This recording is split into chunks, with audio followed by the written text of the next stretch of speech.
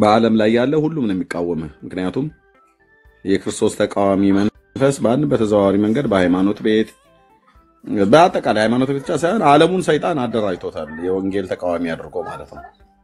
ስለዚህ ወንጌሉ ይቀጥላል።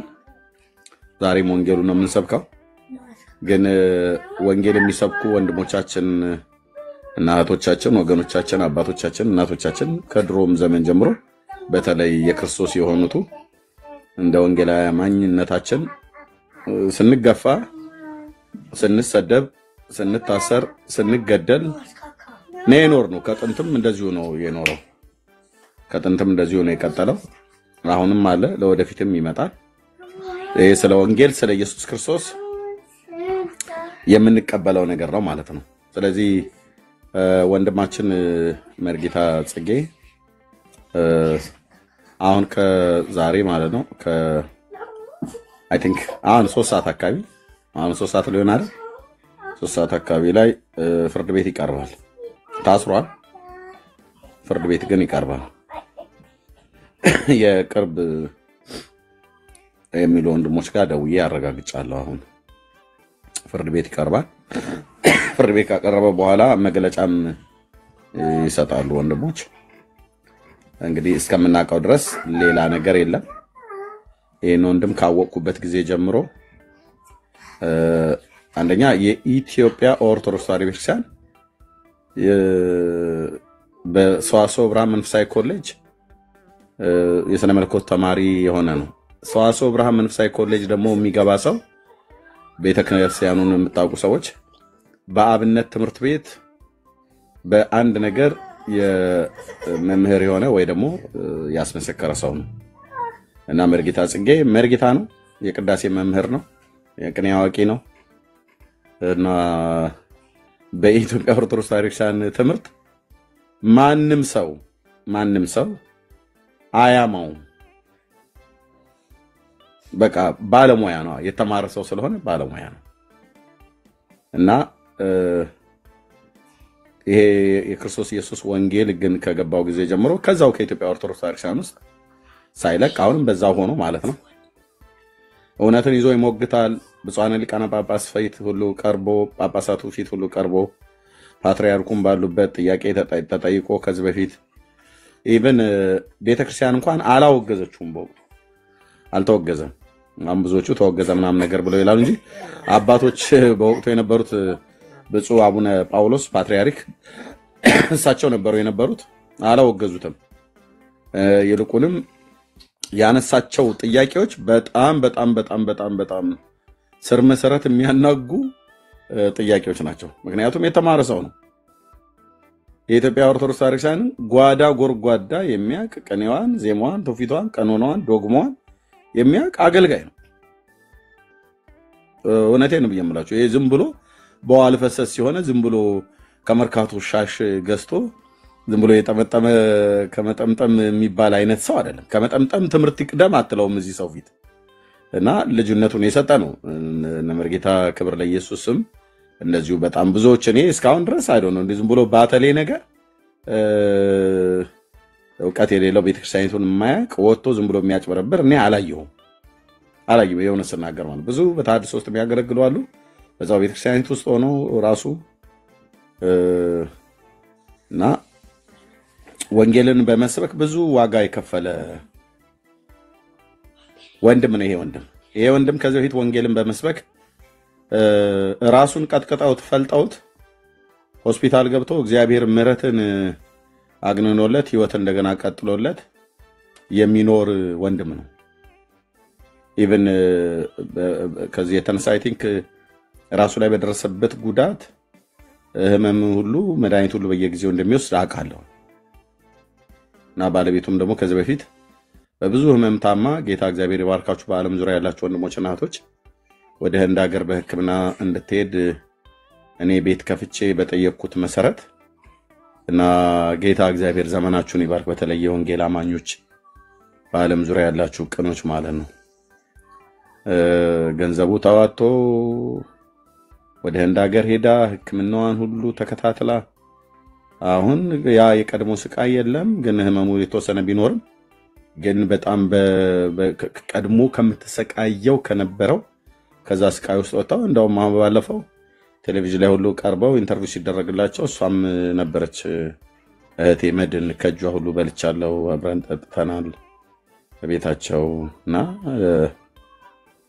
ወንጌልን በማገልገል በጣም ወንድሞቼ እናቶቼ ይሄ ያው እግዚአብሔር ምስክረው በጣም ዋጋ የከፈለ ወንድም ነው እየከፈለም ያለው ወንድም ነው በታድሶ ውስጥ እዛው ቤተክርስቲያን ውስጥ ሆኖ ማለት ነው አልወጣም ለምን ወጣለሁ ወንጌሉን ይዤ የገባኝን እውነት ይዤ እዚሁ እቀመጣለሁ ጴንጤዎች ጋር አልሄድም ጴንጤን ሐሰተኛ ብዬ አይደለም አልሰድባቸውም ግን እኔ ኦርቶዶክስ ነኝ ይሄን የገባኝን እውነት ይዤ እዚሁ ሆኜ ወንጌሉን እቀጥላለሁ ብሎ ያለ አሁን በኦርቶዶክስነት ውስጥ ያለ ወንድም ነው እና ግን እንግዲህ ፋሲካ ሲመጣ እንግዲህ አሁን በኋላ ላይ ከፍርድ ቤት ምናልባት እዚሁ ላይቭ ላይ ያለን ከፍርድ ቤት የተከሰሰበትን ምክንያት እንሰማለን ማለት ነው የተከሰሰበትን ምክንያት እንሰማለን ግን በእስር ላይ ነው ያለው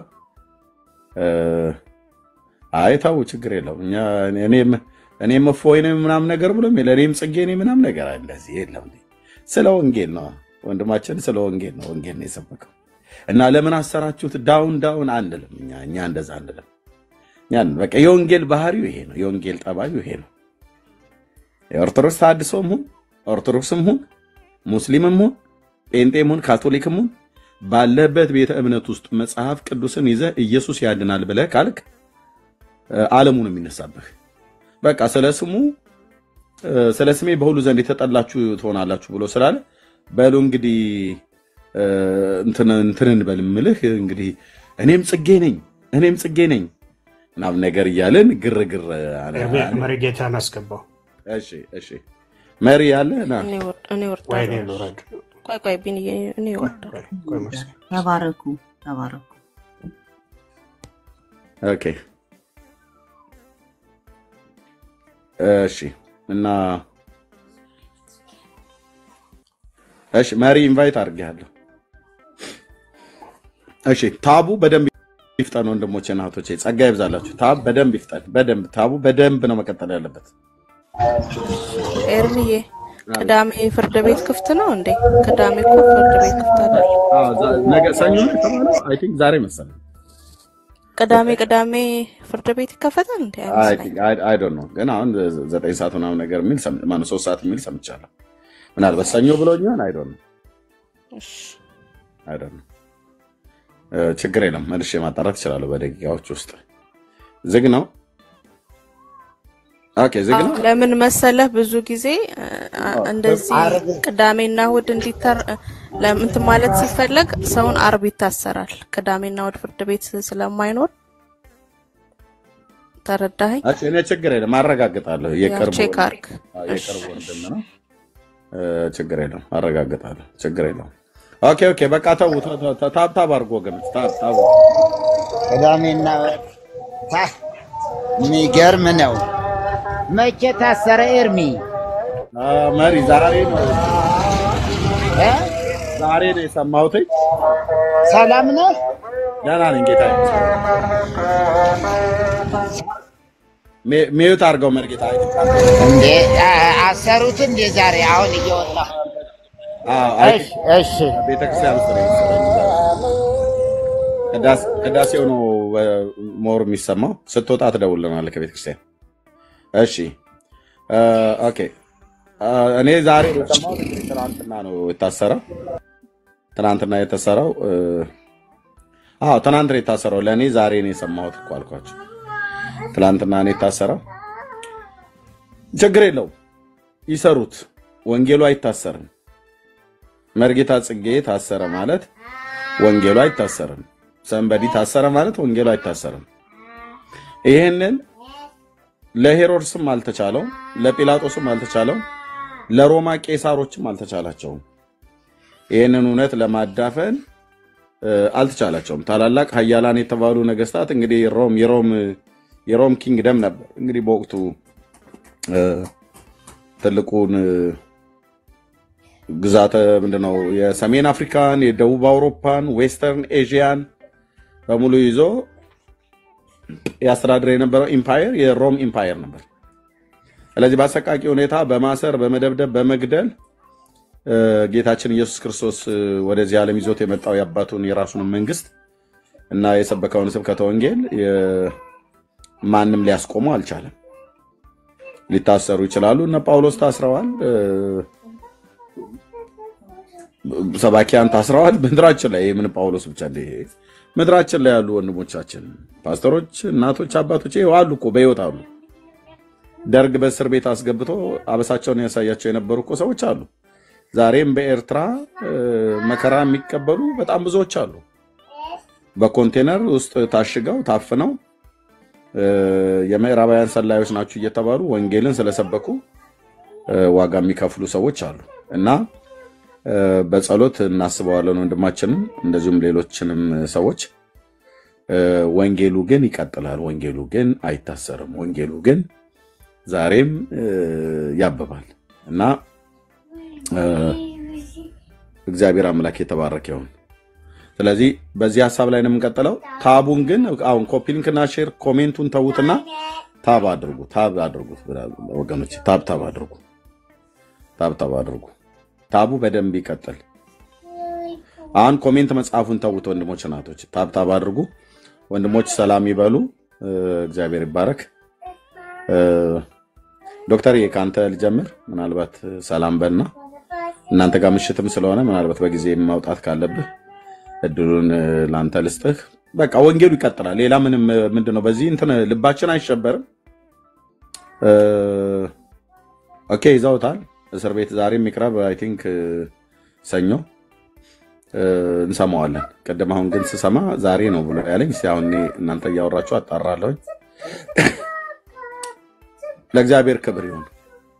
ግን ምድራችን ላይ እንዴት ነው ፍትህ እኮ የለም ምናምን ነገር የነሱን እየደበቁ ምናምን ነገር እያሉ እንደዚህ እኛን እንትን እያሉ አይ እኛ እንደዛ መብት ከሰው መብት አንጠይቅም። ስለ ወንጌል ከሰው መብት አንጠይቅም። የምድራዊ መንግስታት ስለ ወንጌል መብታችን እንዲያስከብሩልን ከጠየቀን ነው መብታችንን የምንጠይቀው። ምንድነው ወንጌል ሳንሰብክ ከመጣው ከነኩን ኦኬ። ወንጌልም ሰብከን መንግስት መጥቶ በህግ የሚጠይቅ ከሆነ ኦኬ ናም ለሱ የሆነ መልስ እንመልሳለን። ከዛ ውጪ ግን እንደው ግን እንደ ሰው እንደ ኢትዮጵያ ግን ካየህ የመጨረሻ ሰዎች ሊያደርጉት የሚችሉት ነገር ቢኖር ወይ ማሰር ነው ወይ መግደል ነው።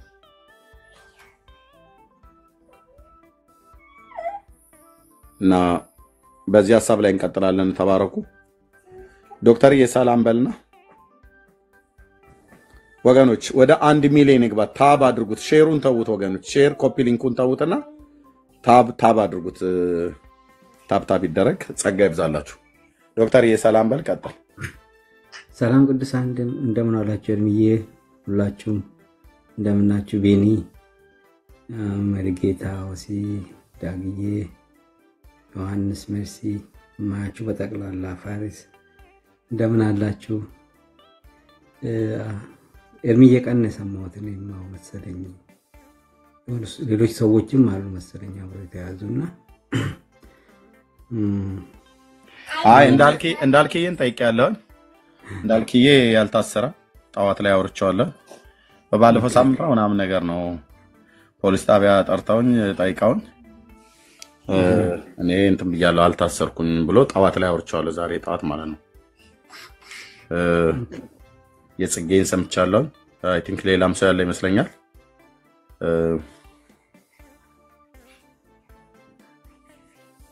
እና የእንዳልክ ግን አልታሰረም። እንግዲህ ወንጌል አንተም እንደተናገርከው ባህሪው ነው። ሰው ለወንጌል ዋጋ መክፈል አለበት። ስለዚህ ወንጌል ባህሪው ነው። እኛ ወንጌል ዋጋ ያስከፍላል ለማንም ሰው ወንጌል ለሚናገር ሰውና ምንም እንትን በቃ ዋጋውን እግዚአብሔር ነው እንግዲህ እንትን የሚገኘው። መሪጌታ በጣም የምወዳቸው ሰው ናቸው። ጽጌ የዛሬ 18 ዓመት አካባቢ ፓልቶክ ላይ ያገለግሉን ነበር። በጣም ደስ የሚሉ ሰው ናቸው። አሁን ጸልይላቸዋለን። እንግዲህ ቀጥሎንም እየሰማኋቸው ነው። ሁለት ቪዲዮዎች ልኬላለሁ። ቅድም አላየሁም በመሰለኝ በቴሌግራም አሁን ገና አየሁት ዶክተር ራሴው ሞዲፋይ አድርጌ ሰራኋቸው። አያለሁ ዶክተር አሁን ገና ኦኬ እሺ እግዚአብሔር ይባረክ። ወገኖች ታቡ በጣም ይሄድ ጥሩ ነው እያያችሁ ያለሁት ወደ 500,000 ደርሷል። ይቀጥል። ጌታ ዘመናችሁን ይባርክ። ተባረኩ። ትንሽ ከልጆች ጋር ስለሆንኩኝ በየማከል ላይ ሚዩት እያረኩኝ ጊዜ ለእናንተ ሰጣለሁ። እንቀጥላለን። እግዚአብሔር ይባረክ። እህትዬ በቃ ታብታብ አድርጉ እሺ። ጸጋ ይብዛላችሁ። አንድ ኮሜንት ነው ከታች ያለችው ማለት እስኪ ታብታብ አድርጉ። ምንም በቃ ይታወቃል።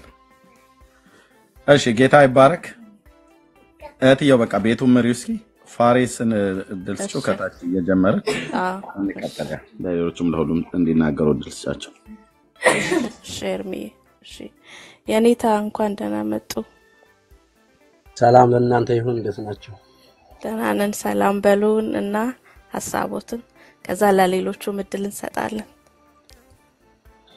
ኦኬ ያው ሁላችሁም ያላችሁት ነውና በርግጥ ያው ሌላም አንድ መርጌታም ታስሯል ይባላል።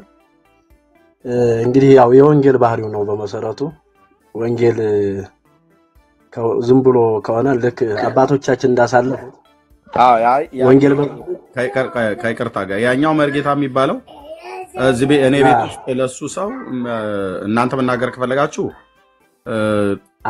በየራሳችሁ ቤት መናገር ትችላላችሁ። እሱ በካውንስሉ ራሱ በኢትዮጵያ ወንጌላውያን ቤተክርስቲያናት በካውንስሉ የተወገዘ በጣም ትክክል ያልሆነ ሰው ነው። እሱን በተመለከተ ነው እዚህ ያናገርን።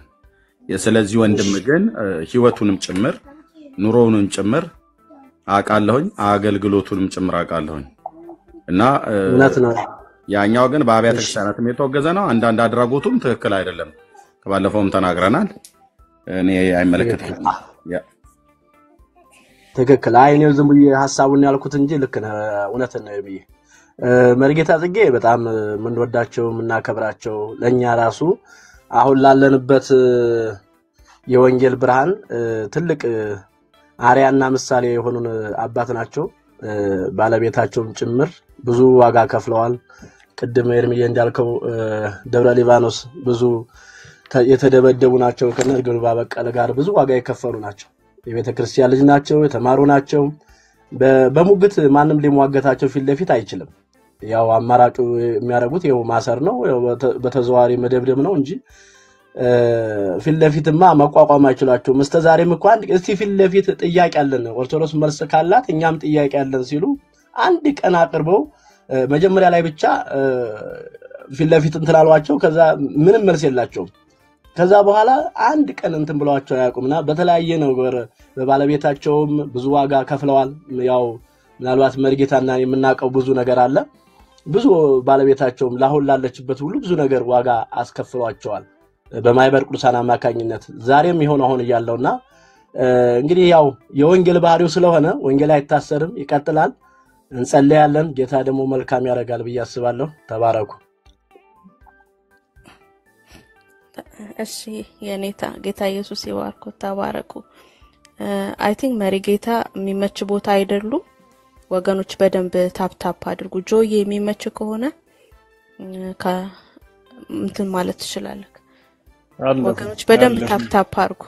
እሺ ጆይ እሺ ሜርሲ ብሩኩኝ ተባረኪ። ኤርሚዬ ብሩኩን ልንዳዲ ቢኒ ኦሲ መሪጌታ ጥላይ ፋሬስ ብሩኩኑ ሰላማችሁ ይብዛ። መቼስ ደስ ሊለን ነው የሚገባው። ለምንድን ነው ደስ ሊለን የሚገባው? እንግዲህ ከ12ቱ ሐዋርያት ጳውሎስንም ቢጨምር የበጉ ስላደለ 13ኛም አራቱ ታስረዋል። ጴጥሮስ ታስረዋል፣ ጳውሎስ፣ ሲላስ፣ ዮሐንስ ታስረዋል። ወደ 2/3 ነው ወደ 1/3 የሚሆኑት ሐዋርያት እንግዲህ ታስረዋል ማለት ነው። ከዚህ ምንድነው የምናየው? መታሰር ሐዋርያዊ ቅብብሎሽ ነው ማለት ነው ወገኖች። ሐዋርያዊ ቅብብሎሽ ሌላ ነገር አይደለም። መታሰርን የሚጨምራል፣ ሌላ ቅብብሎሽ የለም። ስለዚህ እነሱ ይታሰሩ ነበር። ከ2000 ዓመት በኋላ ይሄው የሚታሰር ሰው አለ ስለ ወንጌል ምን ስላለ? ወንጌልን ስለተናገረ ስለሰበከ ማለት ነው። መሪጌታ ጽጌን ወደ 12 ዓመት ነው የማውቀው። በጣም በቅርብ አውቀዋለሁ። ኑሮውን ሁሉ አውቅ ነበረ። ባለቤቱ መድንም እናውቃለን ያለችበትን ሁኔታ። በዛ ሁሉ ጊዜ እንግዲህ መሀል እንደዋወላለን፣ በአካል የምንገናኝ ነበር። ብዙ የእግዚአብሔርን ነገር አብረን ሰርተናል ብዬ አስባለሁ። እግዚአብሔር ይባርከው። እኔ በዛን ጊዜ በግል ነው የተዋወቅኩት። ስልኩን ከየትም ፈልጌ በቃ አገልግሎቱ በጣም ልቤን ነክቶት፣ በጣም ትልቅ የተከበረ ሰው ነው። አሁን 3 ነገር ያስፈልጋል። እንግዲህ ወደ ገደለው ስንገባ 3 ነገር ያስፈልጋል። አንድ ጸሎት፣ ኦፍ ኮርስ ምንም ጥያቄ የለውም፣ ጸሎት ያስፈልጋል። ሁለተኛ እንግዲህ እግዚአብሔር የተባረከ ይሁን የወንጌል አማኙም በታድሶም ያለው እሳት የላሰ የተማረ ጠበቆች በተለያየ ሙያ ያሉ ሰዎች አሉ። በጥብቅናም የሚደግፉት ሰዎች በእርግጠኝነት ይኖራሉ። እዚህም ያላችሁ ሰዎች በጣም በጥብቅና ሙያም ኤክስፒሪየንስ ያላችሁ ሰዎች በጥብቅናም ልትደግፉት አፕሮች ልታረጉ ትችላላችሁ። በነርሚ በኩልም ይሆን ሰዎች ስለሚገኙ እኛንም ብታናግሩን በጥብቅና ይደገፋል። ከጸሎቱ ቀጥሎ ሶስተኛ በጣም ሊረሳ የማይገባው ቤተሰብ መደገፍ ነው። ባለቤቱ መድህን ሎንሊ ነች፣ ብቻዋን ነች። ያው ከዘመድ ከአዝማድ የተጠሉ የተገለሉ ናቸው። ስለዚህ እኛ ደግሞ ቤተሰቡን አንቀባረን ያዕቆብ 1:27 ላይ የሚላል ስለ ጥሩ ስለ መልካም አምልኮ የታሰሩትን መበለቶችን መደገፍ መጠየቅ የሚል ነገር አለና እሷንም መጠየቅ መደገፍም ግዴታችን ነው። እንደውም በቃ ጠላት አሳሪው አካል እስኪያፍር ድረስ አሳሳሪው አካል እስኪያፍር ድረስ በደንብ አይዞሽ ብለን ጠይቀን ደግፈን የሚደረገውን ነገር ሁሉ ኤርሚ እንግዲህ በኋላ ሐሳብ ጀነሬት ሊያደርግ ይችላል። በዛ መሰረት አንቀባረን ነው የምናቆያቸው። ከሁሉ በላይ አትስቁ። እግዚአብሔር መልካም ነው። ሐዋርያዊ ቅብብሎች ስለሆነ መታሰር ምንም ችግር የለውም። ከሁሉ በላይ አርብ ሰው የሚጠላውን ሰው የሚያሳስረው ቅዳሜና እሁድ ፍርድ ቤትም ስለሌለ በ48 ሰዓት ፍርድ ቤት ይቅረብ የሚለው ነገር አይፈጸምም። ስለዚህ ሰኞ ነው ዞሮ ዞሮ ምንም ማለት አይደለም። የወንጌል አርበኞች እንደ መሪጌታ ጽጌ አይነቶች ኑሯቸው ራሱ ለወንጌል ሲሉ ከእስር ቤት ያነሰ ኑሮ ነው የሚኖሩት። ስለማቅ ነው ይኖሩ የነበረው ከእስር ቤት ስለ ወንጌል ብለው ቢሸቅጡ ቢሸጡ ቢቀጥፉ ምን ቢሉ የተሻለ ኑሮ መኖር ሲችሉ ግን ስለ ወንጌል ብለው እንደዛ የሚኖሩ ሰዎች ናቸው። መሪጌታ ጽጌ ብዙ ዋጋ ከፍሏል። የተደበደበውንም ቅድም ሲያነሳ ነበር ወንድማችን ቅጥቅጥ ነው የተደረገው። የተቀጠቀጠ ሰው ጭንቅላቱ የተጎዳ በዛ ምክንያት መድኃኒት የሚወስድ ሰው ዛሬ አሬስትድ ቢሆን ኢምፕሪዝንድ አለ አሬስትድ ነው ለጥያቄ ነው። እንደው በስጋም በአይምሮም ስንመለከት ጉዳዩ ከዋስትና የወጣ ነገር አይሆንም። በጥቂት ሺህ ብሮች በዋስትና ሊወጣ የሚችል ነው። በውጭ ሆኖ ሊነጋገር የሚችል ነው። ወንጌሉም ስለማይቆም ወንጌሉ ይቀጥላል ማለት ነው። ደስ የሚለው ነገር 1000 መሪጌታ ጽጌዎች ደግሞ አሁን ምን ይላሉ? ይነቃቃሉ። ውስጣቸው ክሊክ ያደርጋል። ሃሌሉያ ይላሉ። ስለዚህ የእግዚአብሔርን ስራ እንሰራለን። የምንሰራ ብዙ አለን።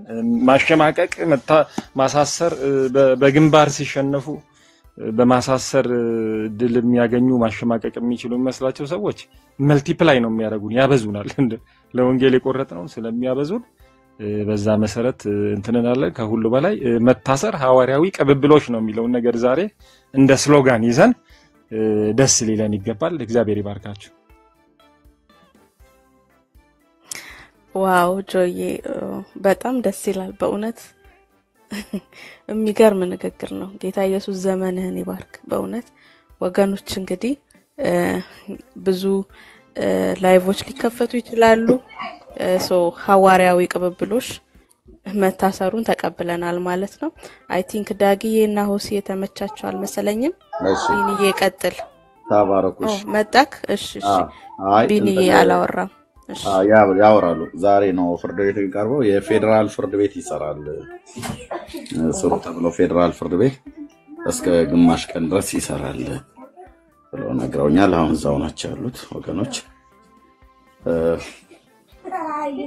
ኦኬ ስለዚህ ታብና ኮፒ ሊንክ ሼር እናድርገው ቀጥሉ ጸጋ ይዛላችሁ ቢኒ ይመችሃል አለክ እሺ አሎይ ጆዬ ጌታ ይባርክ ሐዋርያዊ ቅብብሎሽ ለካ እስርም ሐዋርያዊ ቅብብሎሽ መሆኑን አሁን ስታወራው ነው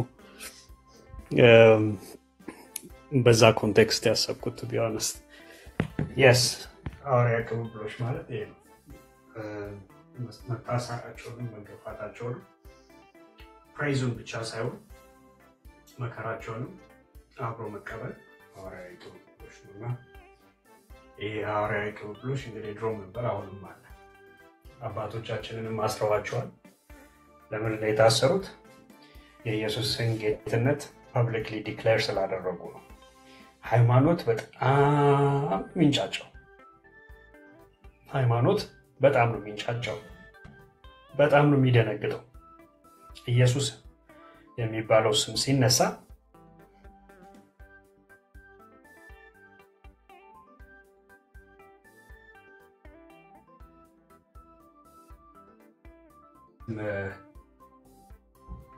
መከራ ለመቀበል የተገባው ሰው ሆኖ አሁን ዛሬ በእስር ቤት መሆኑ ክብር ለኢየሱስ ይሁን በእውነት አንዳንዴ በዞይ እንደዚህ አይነት መከራዎች እንደዚህ አይነት መገፋቶች ለስሙ ዋጋቸው እጅጉን ታላቅ ስለሆነ መጽሐፉ እንደሚናገረው ስለ መሪጌታ እንግዲህ ስለ መሪጌታ ጽጌ የእስራኤል አምላክ ስሙ የተባረከ ይሁን ጆዬ በጣም ባነሳቸው ሐሳቦች በጣም ገዝተውኛል እውነተኛ አምልኮ የሆነው እርሱ የታሰሩትን መጠየቅ እንደዚሁም መበለቶችንም መርዳት በጣም that's the true worship እውነተኛ አምልኮ አንደኛው መገለጫው እሱ ነው እውነተኛ አምልኮ ጌታን ወደሃለን ብቻ ብሎ መዘመር አይደለም መልካም እሱም ግን እውነተኛ አምልኮ በዚህ ይገለጣል ያንን እንግዲህ እስቲ ቆይ ኤርሚ የራሱ የሆነ ሀሳብ የሚጨምርበት ካለ እሱን እናይ ነው እንትን እንላለን ኦርጋናይዝ እናደርጋለን ከዛ በተረፈ በጣም ደስ ያለኝ ነገር መታሰር ከጀመረ በጣም በቃ ትክክለኛ ስራ እየሰራን ነው ማለት ነው አሁን እየነቃን ነው ማለት ነው አሁን በእውነት የክርስቶስ ኢየሱስን ስም ፐብሊክሊ ዲክሌር ያደረግን ነው ማለት ነው በእውነት ወንጌልን እየተናገርን ነው ማለት ነው ምክንያቱም ዓለም እኮ ደስ ሊለው አይገባም ወንጌል ስትነግረው አው ልክ ነው ያለ የተስማማ ካንተ ጋር እኮ ትከሻ ለትከሻ ተጋፍቶ ይኖራል ማለት እኮ አይደል ወንጌል ስትነግረው እኮ ይበሳጫል ይናደዳል ስለዚህ በቃ መሪጌታ የደረሳቸው ጋር በእውነት ወንጌልን ተናግረዋል ወንጌልን ሰብከዋል በህይወታቸውም አስተምሯቸውም ደግሞ የተመሰከረላቸው የወንጌል አርበኛ ናቸው የጌታ አገልጋይና ከኛ የሚጠበቀውን እናደርጋለን እኔ ማናችሁን በተለይ ከሳሹን አካል እንዲህ ናችሁ እንደዛ ናችሁ ብዬ አልናገራችሁ ግን አንድ እውነት አለ የክርስቶስ ኢየሱስ ተቃዋሚ መሆናችሁ ግልጽ ነው ምክንያቱም ኢየሱስን የሚሰብከው እንዲታሰር ምክንያት ስለሆናችሁ ተቃዋሚ ናችሁ እኛም ከድሮ ጀምሮ የምንለው ይሄ ነው ተቃውሙታላችሁ ጌታን አታውቁትም ስንል በምክንያት ነው ስለዚህ ጌታ ይባረክ ስለዚህ የጌታ ባሪያ ከኛ የሚጠበቀውን ደግሞ እየተመካከርን እናደርጋለን የጌታ ኢየሱስ ክርስቶስ ስም የተባረከ ይሁን አሁንም እስከ ለዘላለም ወንጌል ታስሮ አያውቅም ሰዎች ወንጌልን የሚሰብኩ ሰዎች ታስረዋል በዘመናት መካከል እነ ጳውሎስን የሚያክሉ ታላላቅ ሐዋርያት እነ ጴጥሮስን እንደዚህ አስቀድሞ ይብን የነበሩ ነቢያት ስለተናገሩት እንኳን ትንቢት ሊመጣ ስላለው እንኳን ስለተናገሩት ትንቢት እንኳን ብዙዎች ተገድለዋል ወደ ጉድጓድ ተጥለዋል ብዙዎች ተሰቃይተዋል ሰዎች በዘመናት መካከል እግዚአብሔር ሲናገርባቸው ወይንም ጌታ በእነሱ ሆኖ ሲናገር ሰዎች ብዙ ነገር ሆኗል። የእግዚአብሔር ድምፅ ግን አይታሰርም። ኢየሱስን ግን ልታስሩት አትችሉም። እስር ቤቱም ሆኖ ነፃ ያወጣል። ሲኦልም ሄዶ ነፃ ያወጣል።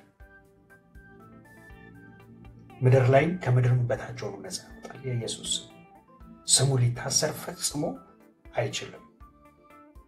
ይሄው አለ thousands of years አለ። አሁንም ክሌም ይደረጋል። የኢየሱስ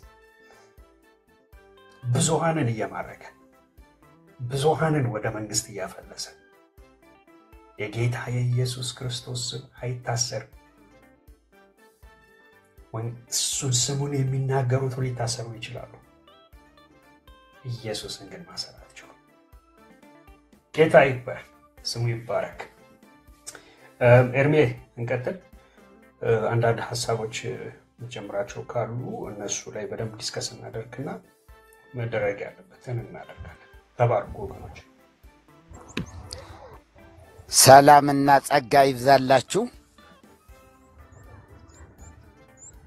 ክብር ለጌታ ይሁን። ኤርሚ ቅድም ሰላም ብያቸዋለሁ። ቤቲ እሺ፣ ማን መርሲ፣ ሁላችሁም የእግዚአብሔር ስም ብሩክ ይሁን። ጽጌ እንግዲህ ወንጌል በማሰር የሚቆም አይደለም። አንደኛ ወጥቷል ወንጌል አሁን ሊታሰር በማይችል መንገድ ላይ ደርሷል። ምንም ነገር ማንም ሊያስቆመው የማይችል ደረጃ ላይ ደርሷል። አሁን በፍጹም ሰዎችን ግለሰቦችን በማሰር በማሳደድ በመግረፍ እየጠለፉ ብዙ የምናውቀው ነገር አለ። ጠልፈው ወስደው ኮንዶሚኒየም ውስጥ አግብተው ቀጥቅጠው አይኑን ጨፍነው በመኪና ወስደው መንገድ ላይ እንትን በማለት በቃ ሁለተኛ እንዳት በፍጹም ይሄ እንደዚህ ባለ አጀንዳ እንደዚህ ባለ መንገድ ሊቆም የሚችል አይደለም። ወጣ እኮ አሁን ከእጃቸው ወጥቷል። በገዛ ዱላቸው ነው እየተገረፉ ያሉ። ቤተ ክርስቲያኒቱ ራሷ ባዘጋጀቻቸው ገድላትና ድርሳናት ነው የምትገረፈው፣ በማንም አይደለም። በዚያው የሚያስፈልገው ገድላትና ድርሳናትን ማረም ነው እንጂ እንዴት ሆኖ ይኸው እነዚህ ናባ ፋሬስ ቢያንስ እኮ ከ16 ገዳማት በላይ አስተዳዳሪ የነበሩ ናቸው። ወንድም ፋሬስ ፍቅረ ዮሐንስ ይባላሉ። ታቦታት የሚጠርቡ ፈቃድ የተሰጣቸው ታቦት የሚጠርቡ የነበሩ ናቸው። ምን ያህል ታቦት እንዳስረከቡ አላቅም።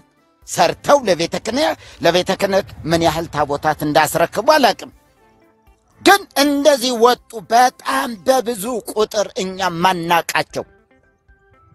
ወደ አንድ ቦታ እንደዚህ በቅርብም ጎራ ብዬ ነበረ እና ቢያንስ ከ130 በላይ በጣም ምሁራን፣ በጣም የገረመኝ ወደ 7 ናቸው 8 አካባቢ የመጽሐፍ መምህራን፣ 4 አይና የሚባሉ 5 አይና የሆነ ኢየሱስን ጨምረውታል።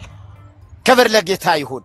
ስለዚህ ወደ ጌታ ስንመጣ እንዲሁ ምንም 4 አይና የነበረ 5 አይና የሆነ ኢየሱስ እግዚአብሔር ይመስገንና ጽጌን በማሰር ሊያስቆሙት አይችሉም። ጽጌ በጣም ከማንም በላይ በጣም ወዳጄ፣ በጣም አብረን 90 ሴንቲሜትር ነው የምትባለው አልጋ፣ እዛ ታጣፊ አልጋ ነበረች እሷ ጋር 2 ዓመት ሙሉ አብረን 2 ዓመት 90 ዓመተ ምህረት 91 እና እስከ 92 ድረስ 92 አጋማሽ ነው እንትን ያልነውና አብረን ነበርን። በጣም ትሁት አይገልጸውም። እኔ ስለ ጽጌ ባለፈው ወንድም ፋሬስም እየሰሙ ነበር እየነገርኳቸው ነበርና እኔ ጽጌ ነገር አሁን ነው የሚገባኝ። አሁን ነው የሚገባኝ። ምንድነው እንዲው አንድ ቀን እንኳን ቤት ወልውል ብሎኝ አያውቅም። ጣውላ ቤት ነበር የተከራየነውና አንተ ተነስ እንጂ አልጋ እንጥብ ብሎ አያውቅም። ቀኔ እነሳለሁ እዛ ጠረጴዛ ላይ ሁኜ እጽፋለሁ እጽፋለሁ። እሱ ቁርስ ሰርቶ ዳቦ ገዝቶ ምናምን ነገር እንደዚህ በጣም የሚገርም ነገር። ምግብ ቤትም በጣም ተቸግረን ነበረ እዛን ጊዜ 40 ሳንቲም ነበር 50 ሳንቲም ነበረ በየአይነቱ። ከዛ 75 ሳንቲም ገብቶ እየያልን 75 ሳንቲም በየአይነቱ እና ብዙ አሳልፈናል። ለመድህንም ቢሆን ደግሞ ወንጌልን በመመስከር የመጀመሪያው ሰው ነኝ ማለት ይቻላል። ገዳማቱ እዛ ጣና ገዳም ላይ ጣና ገዳም ሴቶች ገዳም ነው። እዚያ ብዙ አገልግያለሁ። እነ ወለተ መድህን፣ ወለተ ተክለ ሃይማኖት፣ አጸደ ማርያም፣ ፍቅርተ ማርያም እንደገና ደግሞ ማን ወደ 13 መነኮሳት ሴቶች አብረው ወጥተዋል። በቃና ያሉ ወንጌል እናንተ እንደዚህ በሚገርማችሁ ይሄ የእጃቸው እንትን የፈረስ የዚህ የግመል ኮቴ ነው የሚመስለው። እንዲሁ እሾህ ብትወጓቸው አይወጋም፣ እሾህ ይሰበራል። ለምን? የሰገዱበት ጉልበታቸው የሰገዱበትን ከስግደት ብዛት የተነሳ እንደዛ ሆነ። አሳረፍኳቸው እኔ። ይሄ ማለት በክርስቶስ ደም ላይ መሳደብ መቀለድ ነው። ያዳናችሁ የክርስቶስ ደም እንጂ የእናንተ አይደለም ብያቸው በደንብ ገባቸው። ወይ አሳረፉን። ባህታውያን እየመጡ ወዮላችሁ ወዮላችሁ ይሏቸዋል። ከዛ ማልቀስ ነው። ወጣቶች ናቸው። እንዲው እርሶ ሲመጡ ግን እንዲው ረፍነ ምንለው ምናምን ይያሉ እና በዚህ በወንጌል ምስክርነትም ወለተ መድህን በጣም 11 ዓመት የገዳም አስተዳዳሪ ነበረች። ዘናጭ የምትባል ሴት ዘናጭ አይገልጻትም። ጧት ብጫውን ለብሳ ትሄዳለች፣ ከሰዓት በኋላ ቀይ ለብሳ ትሄዳለች። እንደገና ነገ ደግሞ ሌላ አይነት ነው የምትለብሰው።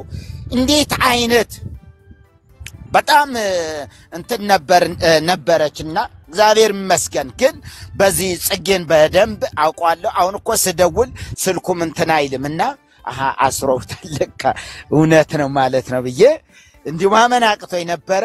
ግን ወንጌል ይኸው ነው። ወንጌል ግን አይታሰርም።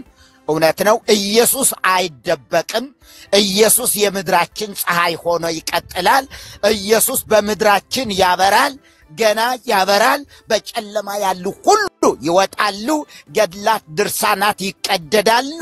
ገድላት ድርሳናት አቅማተዋል። አሁን አቅማቸው ደከመ፣ ኃይላቸው ደከመ።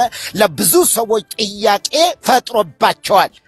በእነዚህ ደግሞ ከዚህ ሁሉ ደግሞ ዋና ተጽዕኖ ፈጣሪ ኤርሚ ነው። እግዚአብሔር ይባርከውና ከድሮ ጀምሮ ኤርሚ ነው። የሚገርማችሁ እንዲህ ምስክርነት ብዙ በሌላ ቦታም ተናግሬያለሁ።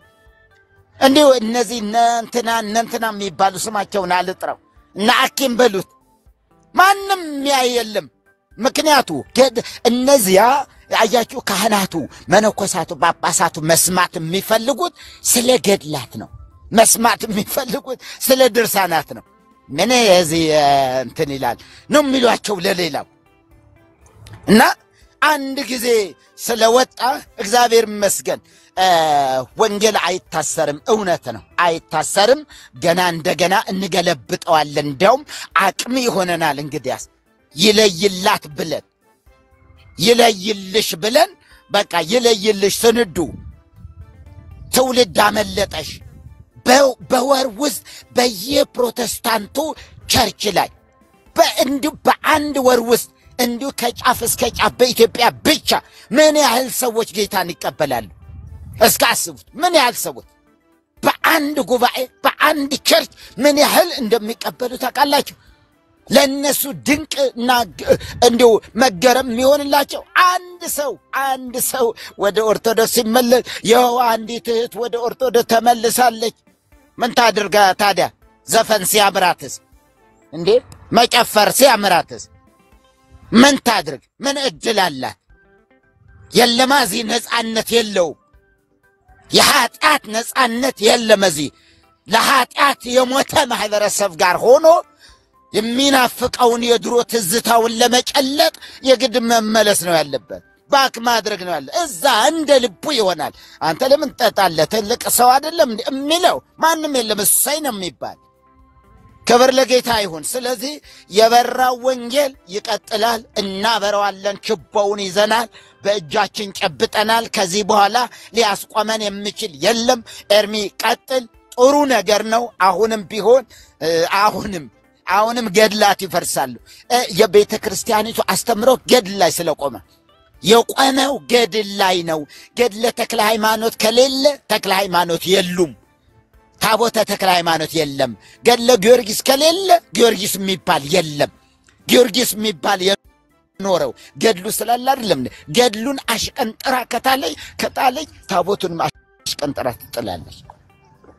አናቱን ምን ሲሉ ታምረ ማርያም ትስል ዘርበል አባ ገብርኤልና አባ ሚካኤል በአባ ገብርኤልና በአባ ሚካኤል አውግዘናል የምትለው አንተ የተኛውን ህዝብ እንዴ? ቄሱ እያነበበ ሚስቱ እኮ ቤት ነው ያለችው። ሚስቱ አልመጣችም። ግን ዘይሰማ ተአምር ያለ ማርያም የማርያም ተአምር ያልሰማ አውግዘናል፣ ገዝተናል። እንዴ ባለቤቱ ቤቱ ናት። እናቱ አባቱ መቤት ናቸው። ስንቱ በየቀኑ ህዝብ እንደተወገዘ በ365 ቀናት ተአምረ ማርያም በተነበበ ቁጥር ህዝብ ይወገዛል። ዘይሰማ ተአምር ያለ ማርያም ወመኮነ ክርስቲያን ሆኖ የማርያምን ተአምር ያልሰማ በየቀኑ ያልሰማ ውጉዝ ከመዓርየስ በስልጣነ በአባ ሚካኤልና በአባ ገብርኤል ስልጣን አውግዘናል። እነዚህ እኮ ሙስገድ ነው ወደ ሀገራችንም የመጣና ኮተታሞች የነሱ አሁን አሰረፍነት ይላሉ። ግብጽ ጳጳሳት ኢትዮጵያ ውስጥ መጥተው ተገዝተው ብር ተከፍሏቸው ወርቅ ተከፍሎ አልደረሰኝም ካለ ንጉሱ አይላክም። ብሩ አንሷል ካለ ወርቁ አንሷል ካለ አይላክም። የሚፈቅደው ሙስሊሙ ከሊፋው ነው የሚፈቅደው። ፈርዖን ካልፈቀደ አይመጣም። እና እንደዚህ አይነት ስለነበረ ነው። ወንጌል ይቀጥላል። ወንድማችን ቢታሰር ነገ ይፈታል። ምንም እንትን የለውም። ምንም የሚዳኝበት መንገድም የለም። በምን ሊዳኝ? የትኛው አንቀጽ ላይ? ጌታ ይርዳን። ወጣ ብዬ እንትን እያልኩ ነው። እግዚአብሔር ይባርካችሁ። አብዝቼዋለሁ፣ ግን እግዚአብሔር ይመስገን። ወንጌል ያሸንፋል። አሜን።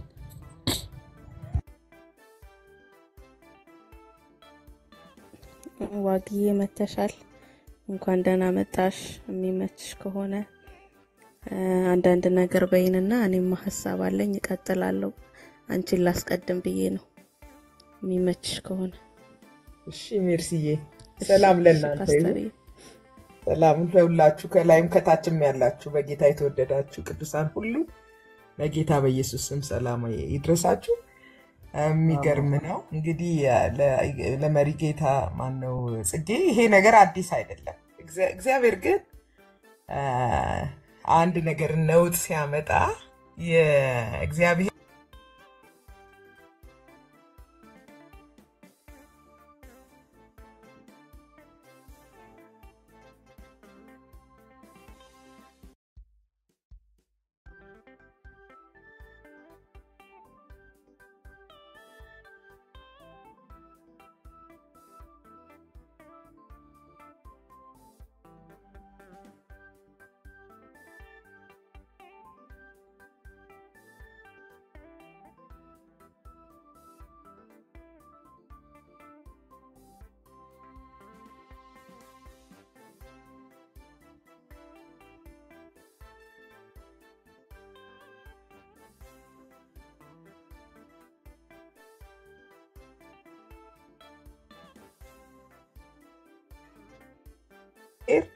እጅ ተነስታለች። እግዚአብሔር የሆነ ነገር እጁን እንዲያነሳ በክብር እንዲገለጥ ጸሎቴ ነው። ለምን እግዚአብሔር ዋጋ ሲያስከፍል እጥፍ ሊበቀል የሚፈልገው ነገር ይኖራል እና በዚህ በጣም ጸሎት ያስፈልጋል። ከጎናቸው ደግሞ መቆም የእስረኞችን ቤተሰብ ያው አምልኮ አንዱ ነው ብሏል ቅድም ጆንዬ። ይሄንን በተመለከተም በጣም ልናስብና አጠገቡ ልንቆም ለዚህ ቤተሰብ ያስፈልጋል። ግን ክብር ነው እንግዲህ የወንጌል ባህሪው ነው። ሐዋርያት ታስረዋል። ጳውሎስ በእስር ቤት ሆነው ወንጌል ነው የሰሩት። ዮሐንስ ራእይ ላይ ይገርመኛል። በፍጥሞ ደሴት መርዛማ እባብ ባለበት በጣም ከባድ የሚባል የእስር ሁኔታ ውስጥ እያለ ለወደደንና ከኃጢአታችን በደሙ ላጠበን አባቱን እንድናመልክና እንድናገለግል መንግስትና ካህን ላደረገን ይላል። ያ የቄሳር ንጉስ አስሮት መንግስት አስሮት በጊዜው ኃያል የነበረው መንግስት አስሮት መንግስት ነን ይላል፣ ካህናት ነን ይላል። እና ክህነትን የሰማይ ክህነትን የሰማይ መንግስትን ስራ የሚከለክል እስር ቢኖር ኖሮ ሞት ቢከለክል ኖሮ ዛሬ ወንጌልን እንደዚህ ሰምተን እፎይ ባላልን ነበርና እግዚአብሔር እንደ መልካም እድል እንደሚጠቀመው ተስፋ አደርጋለሁ። በጸሎታችንም እንደገና ደግሞ ስለዚህ እውነት በመነጋገርም እንድንተጋ እግዚአብሔር ይርዳን እላለሁ። ክብር ለኢየሱስ ክርስቶስ ይሁን።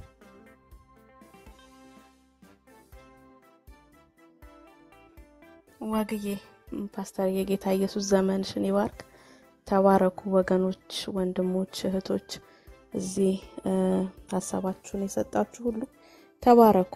ጌታ ኢየሱስ ይባርካችሁ። እኔ ቀድምም I really በጣም ኢምፕሬሲቭ ሆኛለሁ ጆዬ። በጣም ደስ የሚል ነው። ላይክ እንደ መርህ የሆነ ቃል ነው የሰጠህንና ከዚህ በኋላ የመሪ ጌታን የመጨረሻ ውሳኔ እስከምናቅ ድረስ እንግዲህ እኛ ደግሞ ኦኬ ለሶሻል ሚዲያው እንሆናለን ብለን ሶሻል ሚዲያን መጠቀም እንችላለን ብለን በሶሻል ሚዲያ እስከመጣን ድረስ በሶሻል ሚዲያ ላለው ሙቭመንት ሁሉ የትኛውም ላይቭ ላይ በምትገቡበት ጊዜ ወገኖች የትኛውም ደግሞ ቪዲዮ ፖስት ተደርጎ በመታዩበት ጊዜ ይሄ ትልቁ ምህረታችን ሊሆን ይገባል። ስለ ወንጌል መታሰር ሐዋርያዊ ቅብብሎች ነው የሚለውን በጣም ልንይዘው ይገባል። እኔ ግን ሁለት ነገር መናገር ፈልጋለሁ። አንደኛ ሁላችሁም ባላችሁት ሐሳብ እስማማለሁ። በጣም ልንደሰት ነው የሚገባው። ቅድም ታፕ ሳስደርግ እየተናገርኩ ነበር። ቢያንስ አንድ ነፍስ ታስባለች እዛ እስር ቤት ልትድን ያለች አንድ ነፍስ አለች ማለት ነው። ኦኬ ጳውሎስና ሲላስ በፊልጵስዩስ ሊዲያና ቤተሰቡን ቃልን ሰብከው ካጠመቋቸው በኋላ እንዳሰሯቸው ኦኬ ከዛ እስር በኋላ ደግሞ ለዛ ለወህኒ ቤቱ ጠባቂ መዳን እንደሆነለት ቢያንስ ለአንድ ሰው እንደውም እዛ ክፍል ላይ ሲናገር በእስር ቤት ያሉት ሁሉ ነው እንግዲህ ቃሉ ተነገራቸው የሚለው በእስር ቤት ላሉት ሁሉ ለወህኒ ጠባቂው ብቻ ሳይሆን ኦኬ ያቺ ነፍስ ልትድን ምክንያት እንደሆነላት የመሪ ጌታ መታሰር ምናልባት የተቀጠረላት ቀን በእስር ቤት አለች አንድም ብትሆን ምናልባት እንደገና ደግሞ ሁለተኛው ሐሳቤ ምንድነው ምን ጊዜም ጠላታችሁ የመጨረሻ ሰዓት ላይ ሲደርስ ወይም ደግሞ አንድ የሚበላ በግም ሊሆን ይችላል በሬም የመጨረሻ መንፈራፈር የሚያደርገው ሲታረድ አንርሳ ሚያዝያ ላይ ነው ያለነው የመጨረሻው የገድላቶቹና የድርሳናቶቹ መታረጃ ወር የተቀጠረበት ወር ላይ ነው ያለነው ከዚህ አንግልም ልናየው ይገባል በጣም ብዙ መከራን ተቀብለዋል መሪ ጌታ ከዚህ በፊት በጣም ብዙ ለወንጌል ዋጋ ከፍለዋል የመጨረሻ እጁን ግን እያሳየ ያለው ልክ ሊታረድ ሲል ነው ኦኬ ሊቃውንቶቻቸው የተቀጣጠሩበት ቀን ላይ ሲደርስ ከተዋረደን አይቀር እናስደንግጥ ወንጌል ደግሞ አይደነግጥ ወንጌል አይሸሽም እሱ ብቻውን ድል ያደርጋል እሱ ብቻውን ከፍ ይላል ሃሌሉያ መሪ ጌታ ቢታሰሩ በጣም ብዙ መሪ ጌታዎች አሉ በአለም ዙሪያ እሳቸው ቢታሰሩ ይሄውኛ እኮ በስልክ እኮ ምድራችን ላይ መድረስ እየቻለን ነው በስልካችን ምድራችን ላይ መድረስ እየቻለን ነው እና አንድ ነፍስ አለች ቢያንስ እስር ቤት ያለውን ነፍስ ቁጠሩት አስቡት ገምቱት ቢያንስ አንድ ነፍስ አለች ሁለተኛ ደግሞ የመጨረሻ የድርሳናትና የገድላት የመጨረሻ የእርድ ስነ ስርዓታቸው ሊካሄድ ስለሆነ አሁን መፈራገጥ ላይ ነው ማለት ነው የሚታረደው በሬ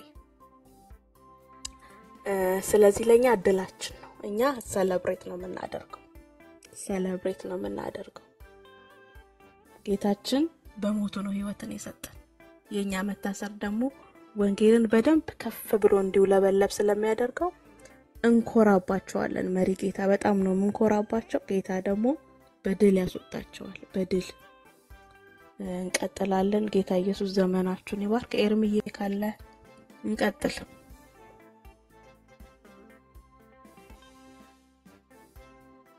ኤርሚ ራቅ ብሏል መሰለኝ ወገኖች። ዳዲ ዛሬ አልተመቸውም። ጆ የማይክ ከፍተህ ነበር መሰለኝ አይደል ቅድም? አይ በስህተት ነው። መርሲዬ ብሩኩኝልኝ። እሺ ጆ ተባረክ። እሺ ወገኖች እዚህ ያላችሁ የረሳችሁት ወይ መጨመር የምትፈልጉት ሐሳብ ካለ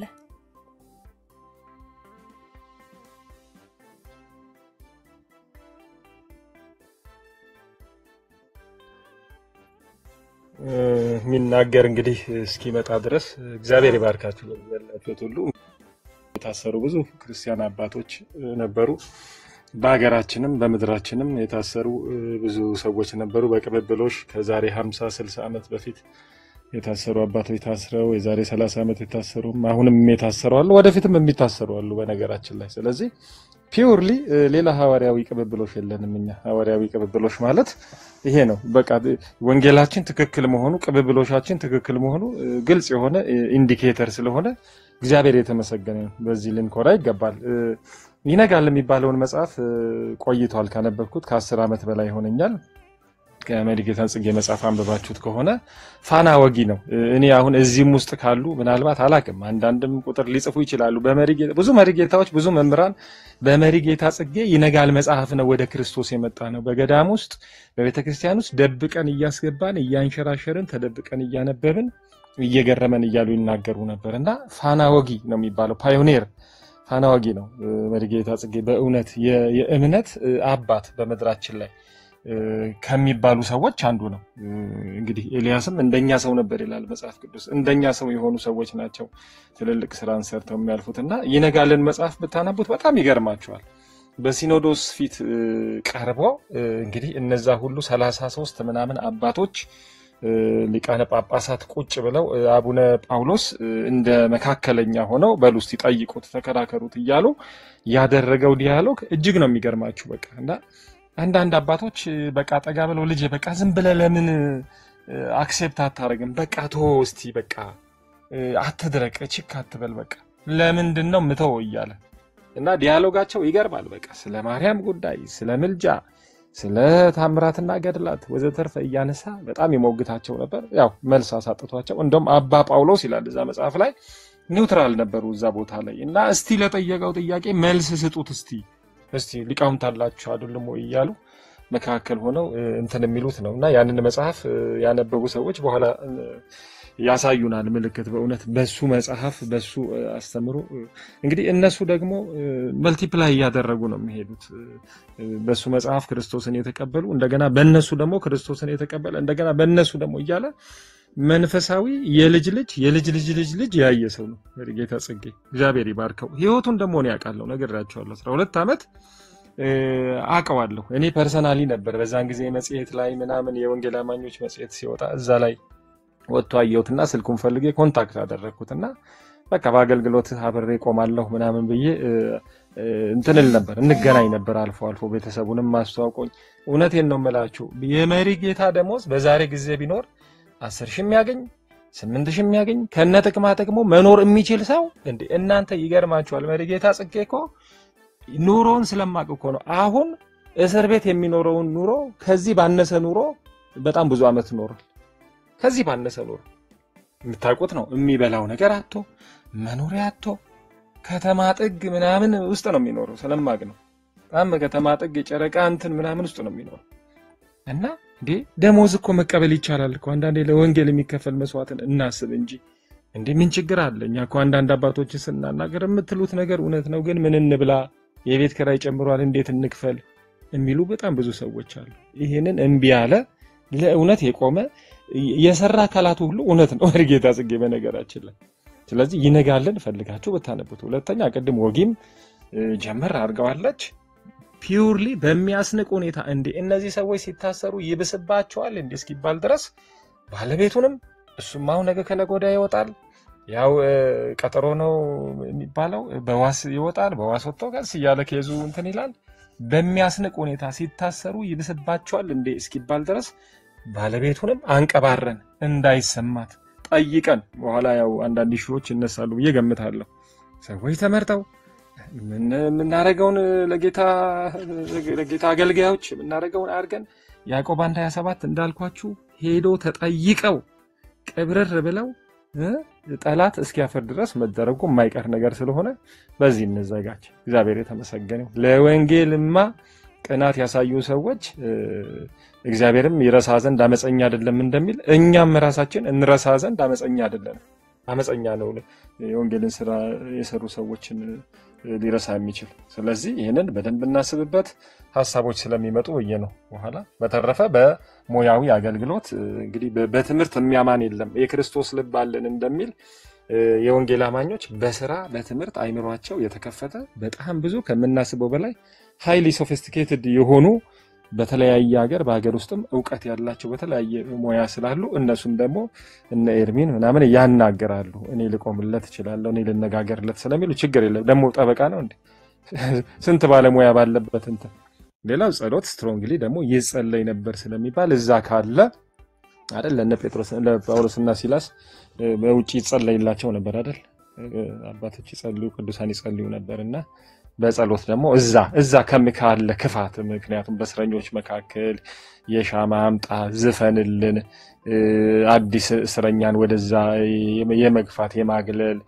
መጸዳጃ ቤቱም በዛው ሊሆን ይችላል እስር ቤት ጥሩ ኮንዲሽን ስለሌለ ጉንፋን እንኳን እንዳይነካው እንጸልይ ከዛ እንዲጠብቀው ነው እንጂ ከስራ አውጣው አንልም ከስር ይወጣል በር ተከፍቶ ሁሉ ሊወጣ ይችላል በነገራችን ላይ ጠብቁ እየተራመደ ሊወጣ ሁሉ ይችላል እግዚአብሔር የተመሰገነው ለነዚህ ነገሮች እናረጋለን እግዚአብሔር ይባርካችሁ ቀጥሉ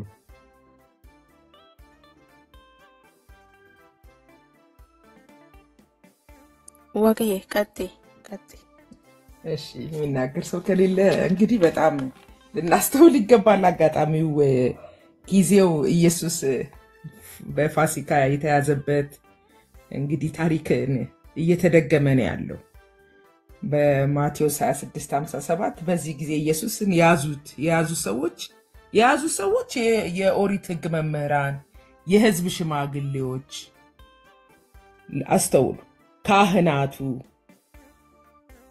ካህናቱ ናቸው አጋጣሚ ደግሞ በኢትዮጵያ አቆጣጠር ይሄ ወቅት እንግዲህ ስለ ኢየሱስ ክርስቶስ ምን እንደሚባል እንግዲህ በዛች ቤተክርስቲያን ባላቅም የተንገላታበት የተሰቃየበት የህማማቱ ሳምንት እና ታማሚው ኢየሱስ ስለ እውነት የታመመበትን ፈውስ በእኚህ ሰውና በሳቸው ቤተሰብ ላይ ያመጣል የቆሰለበት ዓላማ ስላለው በነፍሱ ድካም ብርሃንን ያያል የተባለው ጌታ ከነርሱ ጋር ከሳቸው ጋር ይሆናል ግን ያሳዝናል ይሄ ወቅት ይሄ ሰዓት እንደ ኢትዮጵያ ቤተክርስቲያን አስቡት ምን ተብሎ እንደሚሰበክ አላቅ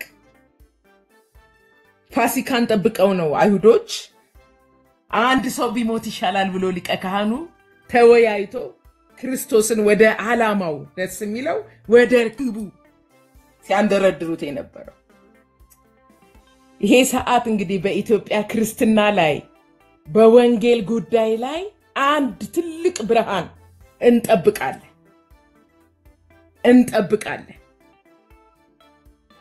በነገራችን ላይ የወንጌሉ ባለቤት እግዚአብሔር ነው እግዚአብሔር በልጁ ወንጌል ተደራድሮ አያውቅ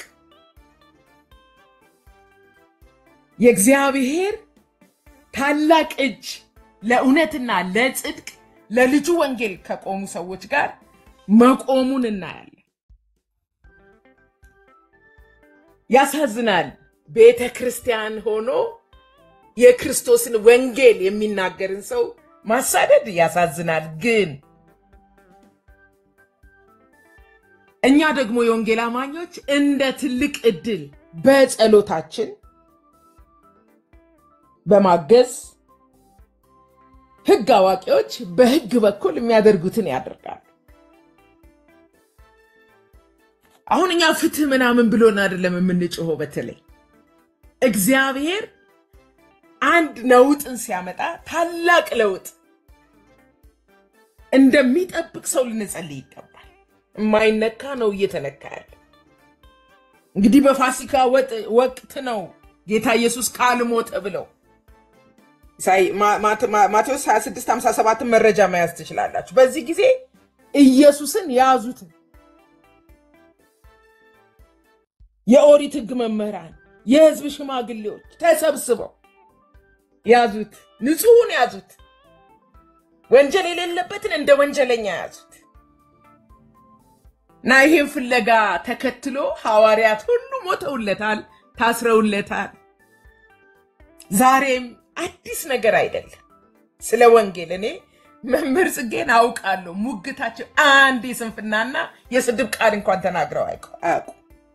በየአደባባዩ በየጽሁፎቻቸው የሚናገሩት ነገር ተመልሶ መታየት ይችላል። የሚያሳስር ወንጀል ሳይሰሩ ብለን አንልም። ወንጀል ሳይሰራ እንደ ወንጀለኛ ስለ እግዚአብሔር መንግስት ወንጌል ፊተኛ መሪ የሆነው ጌታ ኢየሱስ በእውነት ለእውነት በማን እጅ እንደተጣለ ታውቃላችሁ፣ እናውቃለን። ና እግዚአብሔር ሆይ ግን በዚህ ሰው መታሰር ብዙዎች መፈታት እንዲሆንላቸው በእስር ቦታ አሁን ለሚሰሙ መዳን እንዲሆን የመዳንን ቀን እንዲያስነሳ ጌታ ተከታዮቹን በዚህ መንገድ ላይ እያስኬደ በእውነት በብርሃኑ ብርሃንን እያሳየ ወንጌላችን ዛሬ እዚህ ደርሷል እና ባለቤት አለው ወንጌል ስለ ልጁ ነው። መሪ ጌታ ጽጌ ስለ ኢየሱስ ተናግረው ከታሰሩ ለምን ብሎ ሰው መጠየቅ አለበት? ስንት ወንጀል የሚሰራ ስንት የሚሳደብ በአደባባይ እንደ መብቱ ዘለፋና ስድብን የሚያበዛ ሰው ስንት እያለ ኢየሱስ ብቻ ኢየሱስ ነው አዳኝ እንዲህ ሲሉ ነው የምሰማቸው። በቅርብም ምን ኮተቤ ጣፉ አካባቢ ህይወታቸውን አውቃል። ከዚህ በላይ ክብር የለም። እግዚአብሔርን እያመሰገንን ግን በዚህ ሰው መታሰር እግዚአብሔር ታላቅ ነው፣ ታላቅ ስራ እንደሚጠብቅ ሰው እንጸልይ ለማለት ነው መልሼ የገባሁት። ይሄ የወንጌል ባህሪ ወንጀል የለባቸው። ስለ እውነት ሞግተዋል፣ በጽሁፍ ሞግተዋል፣ ተደብድበዋል ከባለቤታቸው ጭምር። ስለሳቸውና ስለ ትዳራቸው እግዚአብሔርን እጅግ አድርገን እናመሰግናለን። በንጹህ ወንጌል ምክንያት በወንድማችን ስለደረሰው ነገር እግዚአብሔርን እያመሰገንን እግዚአብሔር ግን ስራውን ይሰራል ብለን እናምናለን። ወቅቱ ደግሞ የሚያስተዛዝብ ወቅት ነው። ወቅቱ ኢየሱስ የታመመበት ኢየሱስ ሕማማቱ ሳምንት። ለምን ታመመ? ለምን ሕማማት ይከበራል? ለምን ዘንባባ ጭንቅላት ላይ ይታሰራል ታዲያ? ለምን ይሄን ወቅት ተጠቅመን በዚህ ወቅት ስለሆነው ነገር እየተነጋገርን በእውነት ወንጌልን ለመስራት እንደ ትልቅ ዕድል እየቆጠርን ያው በጸሎትም በሕግም በማገዝም አብረናቸው ልንቆም ይገባል። ትልቅ ክብር ነው። ስለ ወንጌል ሐዋርያቱ አላሰሩም፣ ታስረዋል፣ አልገደሉም፣ ተገለዋል። ስለ እውነት ኢየሱስ ክርስቶስ ማንንም አላሰረም፣ እንደ ወንጀለኛ ተጠይቀዋል። ደግሞም እስከ ሞት ድረስ የታመነ ሆኖ እኛን ይኸው በነፍሱ ድካም ምርኮ አድርጎ ወደ አባቱ ቀኝ ሄዷልና ይሄንን እንደው እያያችሁ የምትሰሙ ሰዎች ኦርቶዶክሳውያን በሙሉ ለምን ብላችሁ ብትጠይቁበት ትልቅ ዕድል ነውና እንድታስቡበትም ጭምር እናሳስባለን። እግዚአብሔር ይባርካችሁ። እኔ በጣም ከሚያስቀናኝ ነገር ስለ ወንጌል በወንጌል ምክንያት መከራ ስለሚቀበሉ ሰዎች ትልቅ ክብር አለኝ። ገና ሰማይ የሚያከብራቸዋል። ይሄንን ፈለጋቸው እንድንከተል ደግሞ እግዚአብሔር ሁላችንንም ይርዳል። እውነት ዋጋ ታስከፍላለች። እኚህ ሰው ጩኸታቸው ስድብ አልነበር። እኚህ ሰው ጩኸታቸው ኢየሱስና ኢየሱስ ብቻ ነው። ኢየሱስ ተብሎ ሰው ከታሰረ ያማምንበት ያለውበት ተቋም ምን እየሰራ ነው የሚለውን ጥያቄ ወገኖቻችን እንዲጠይቁ ፈልጋለሁ። እግዚአብሔር ይስጥልኝ። ብዙ አወራው መሰለኝ። ሜርሲ ዋግዬ ደስ ይላል። ብዙ አላወራሽም። ደስ ይላል።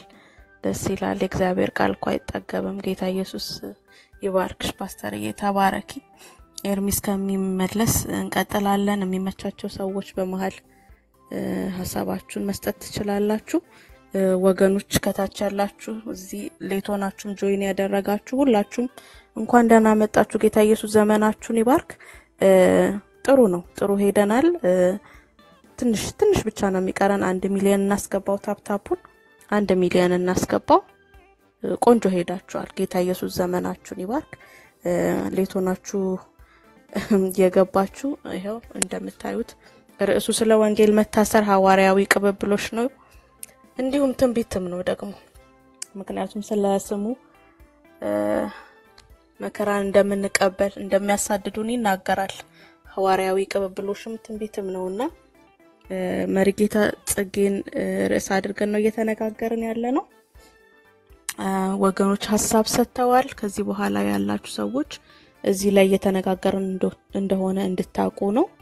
እንቀጥላለን። እንግዲህ የእግዚአብሔር ቃል እንደሚናገረው ሲነቅፏችሁ ሲያሳድዷችሁ ስለ ስሜ ብፁዓን ናችሁ እንደሚለው እንደቃሉ ወንድማችን መሪጌታ ጽጌ እግዚአብሔር ብፁዕነታቸውን በአደባባይ መስክሮላቸዋል። ምክንያቱም የተነቀፉት ያሳደዷቸው ስለ ወንጌል ነው።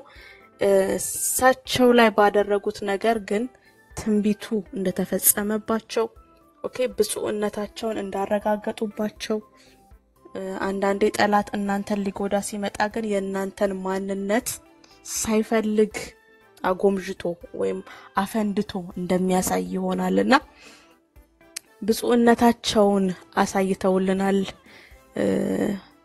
ያሳሰሯቸው ወገኖች ማለት ነው። ምክንያቱም ስለ ስሙ አሳደዋቸዋል፣ ስለ ስሙ አስረዋቸዋልና እንግዲህ በማቴዎስ ወንጌል ምዕራፍ 5 ላይ ሲናገር ስለ ስሜ ሲያሳድዷችሁ ብፁዓን ናችሁ ይላልና ጌታ ኢየሱስ ይባረክ። በእውነት ይሄንን በህዝብ መካከል በሚያምንም በማያምንም ፊት የገለጠ አምላክ ይመስገን።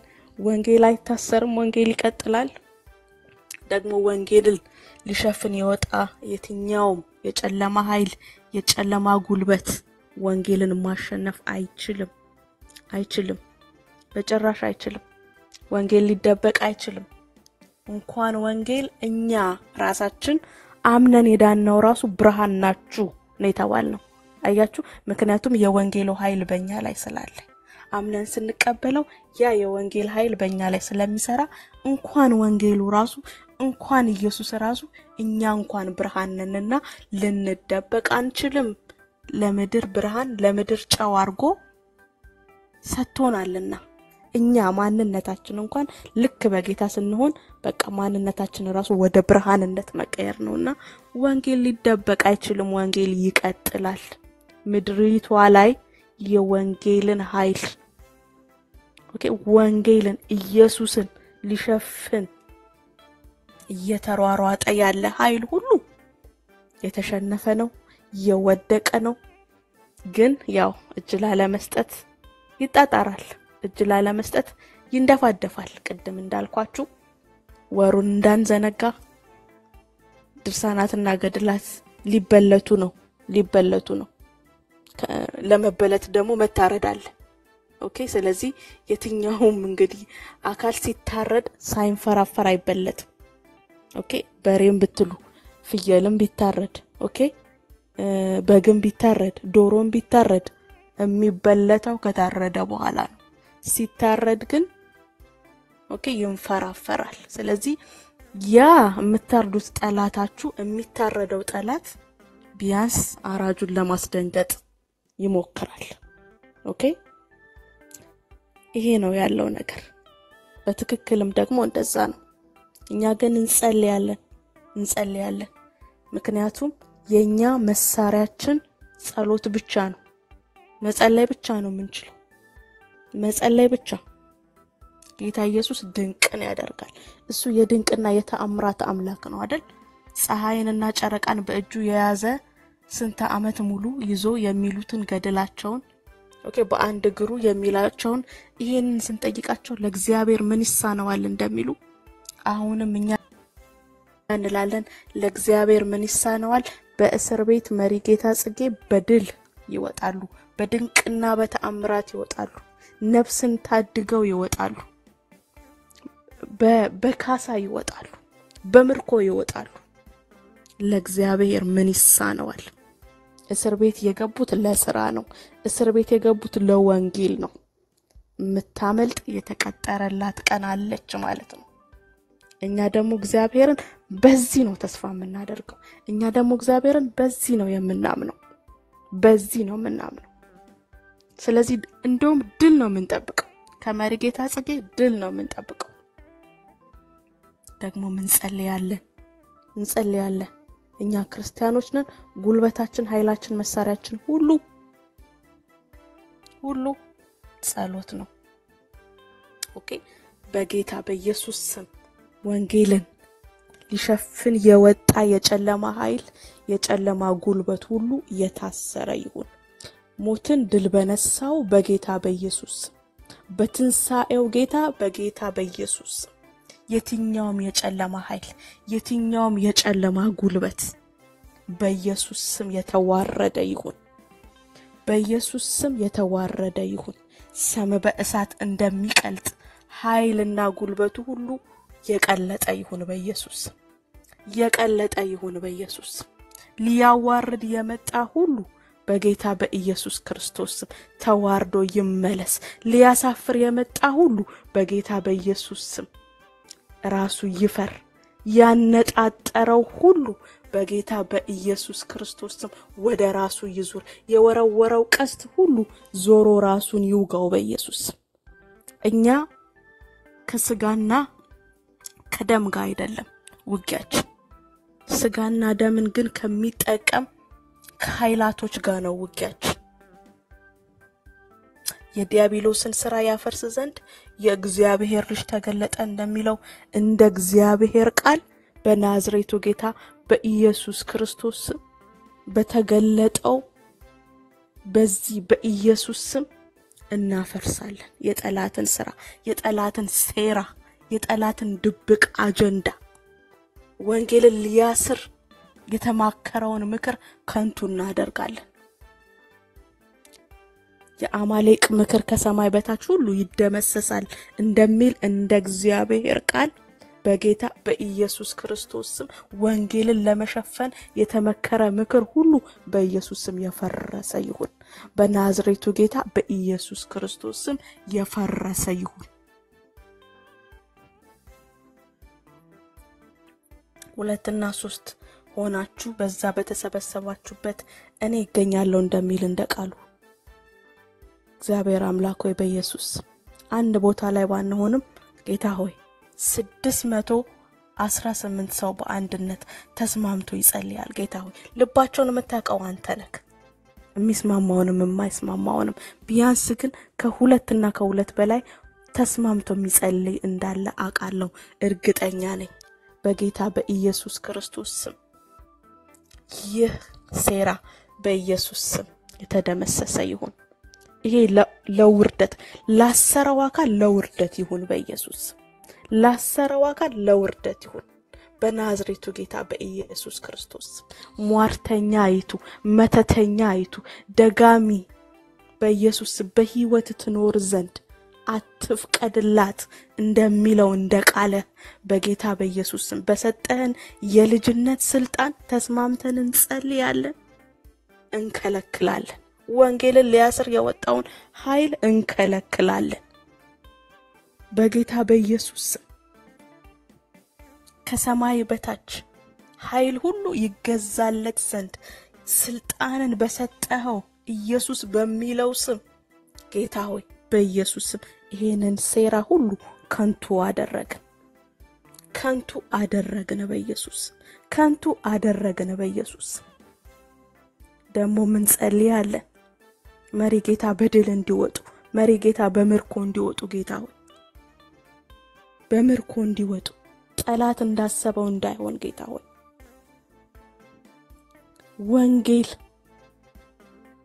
ታስሮ ሳይሆን ጌታ ሆይ ይልቁኑ ተፈቶ ጌታ ሆይ ለመዳን ምክንያት ሆኖ ጌታ ሆይ ለምርኮ ሆኖ እንዲወጡ እንጸልያለን በኢየሱስ እንጸልያለን በኢየሱስ።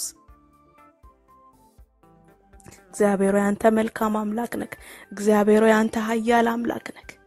የአብርሃም አምላክ ነህ አንተ ያልነበረን ወደ ነበረ ማምጣት የምትችል እግዚአብሔር ሆይ አንተ የዳንኤል አምላክ ነህ። በጠላት ሀገር ሞገስን የምትሰጥ እግዚአብሔር ሆይ አንተ የዮሴፍ አምላክ ነህ። እግዚአብሔር ሆይ አንተ የዳንኤል አምላክ ነህ። በአንበሳ ጉድጓድ ውስጥ ሞገስ የምትሆን ጥላ የምትሆን እግዚአብሔር ሆይ አንተ አምላክ ነህ። በውሃ ላይ መሄድ የምትችል ንፋሳቱን ማዘዝ የምትችል አንተ የአልዓዛር አምላክ ነህ። የሞተን የምታስነሳ በኢየሱስ ስም ዛሬም ደግሞ እናምናለን። አንተ ያው ነህ። አንተ ያው ነህ፣ አትቀየርም። አንተ ነህ ጌታ ሆይ። ሙሴ እንኳን ወደዛች ወደ ተስፋይቱ ምድር እንደማይገባ አውቆ ጌታ ሆይ እንዲህ አለ፣ ይሽሩን ሆይ በሰማያት ላይ ለረድኤት በደመናት ላይ በታላቅነት እንደሚሄድ እንደ እግዚአብሔር ያለ ማንም የለም አለ።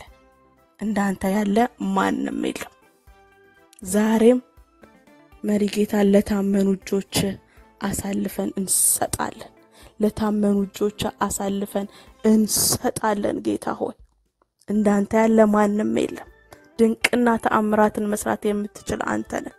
በዛ ቦታ ጌታ ሆይ ድንቅና ተአምር እንዲሆን በእውነት ያሰሩት እስኪ ደነግጡ፣ ያሰሩት በአንተ ፍቅር እስኪንበረከኩ ጌታ ሆይ ያሰሩት ለአንተ እጅ እስኪሰጡ ድረስ በዛ ቦታ ላይ ድንቅና ተአምር እንዲሆን ጸለይን በልጅህ በጌታ በኢየሱስ ክርስቶስ ስም አሜን። ተባረኩ ወገኖች። እንቀጥል። ካላችሁ መጸለይም የምትችሉ ከሆነ ጸልዩ። እንደመራችሁ እንደዚህ እንጸልይ። ተባረኩ።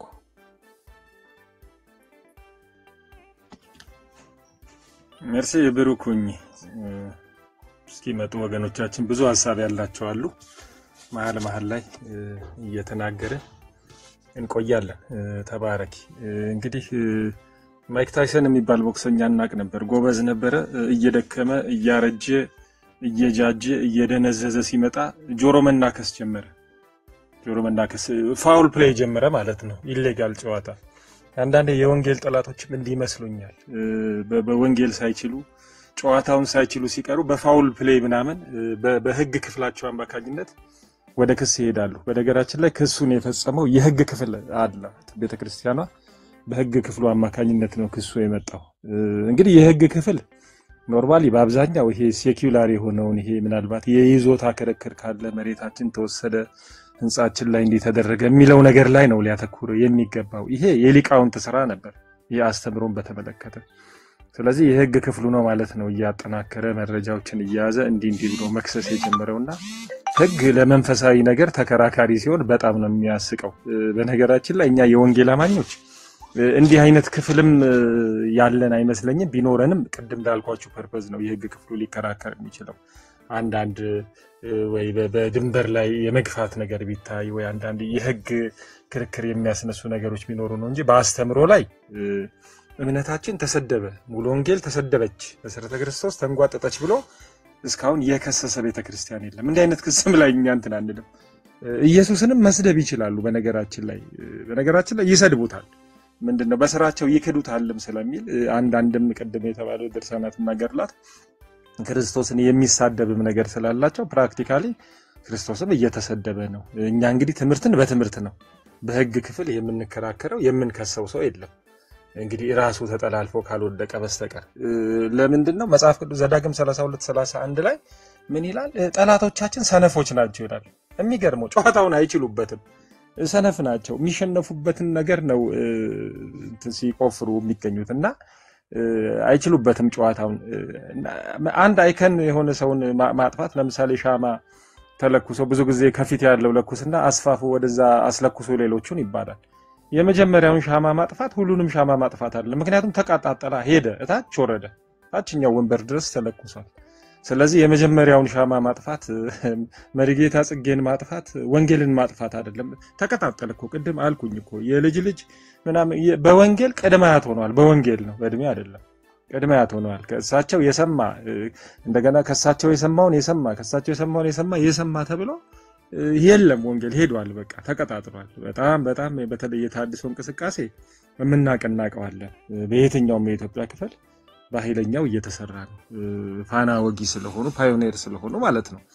በሌላው እንግዲህ እስር ቤት ጥሩ ነገር ነው፣ ለወንጌልም ይመቻል። ምናልባት የታድሶ አስተማሪም እጥረት ሊኖር ይችል ይሆናል። በታድሶ ወንጌልን ካገኙ መካከል የቀድሞ ጠቅላይ ሚኒስትር ታምራት ላይኔ በእስራት ሆነው ነው ወንጌልን የሰሙት። ጥሩ ኦፖርቹኒቲ ነው። እዛ ልባቸው የተሰበረ ያዘኑ ብዙ አመት የተፈረደባቸው ስጋቸው የታሰረ ግን ነፍሳቸው ሊድን የሚገባ ደግሞ ፌሎሺፓቸው ጠንካራ ነው። የሚያበረታቸው የሚያጽናናቸው ሰው ያስፈልጋል። እነሱም ጋር ከስተዲ ባሉበት ማረፊያ ቤት ነው። በነገራችን ላይ እስር ብለን ሁሉ መጥራት የለብንም። ማረፊያ ቤትና እስር ቤት ከስተዲና ፕሪዘን በጣም የተለያየ ነገር ነው። ማረፊያ ቤት ለጊዜው ነው። ወደ ማረሚያ ቤት የሚወረደው ሌላ ነው። እንግዲህ ከይዙ ታይቶ ይሄ ነገር ብንለቀው ምናምን ነው። በዋናነት ትልልቅ ኬዞች ናቸው ወደ ማረሚያ ቤት ላይ ያስወስዱ የሚችሉ። በእርግጠኝነት በዋስ ሊወጣ ይችላል። ግን እዛም ማረፊያ ቤትም ያሉ የደነገጡ ወንጌል የሚያስፈልጋቸው መጽናናት የሚያስፈልጋቸው ሰዎች ይኖራሉ። እዛ ወንጌልን እንግዲህ መጽሐፍ ቅዱስ እሳትን ልጥል መጣው አይደል ያለው ክርስቶስ ኢየሱስ።